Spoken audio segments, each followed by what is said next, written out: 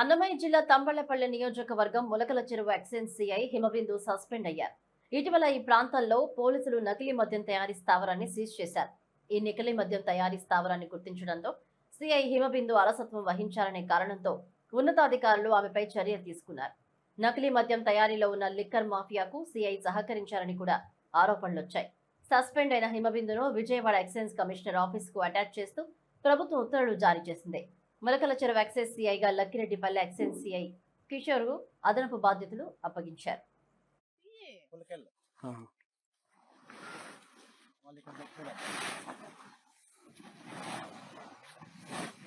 ఇక్కడ దాచిపెట్టుకోండి తోటలో వాళ్ళు పెట్టిపోయినారు మన అయ్యా. ఏమిటికి పెట్టేసి మొత్తం బాబు బాబు అయితే పెట్టేసి యా బాబు అవే మేడం.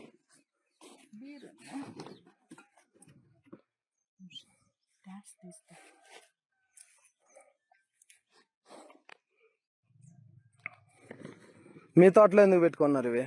ఇక్కడ పెట్టేసిపోయి మొన్న కాయలు పెడుతుంటే ఆ బదిన కేడా ఉండే. నమస్తే సార్.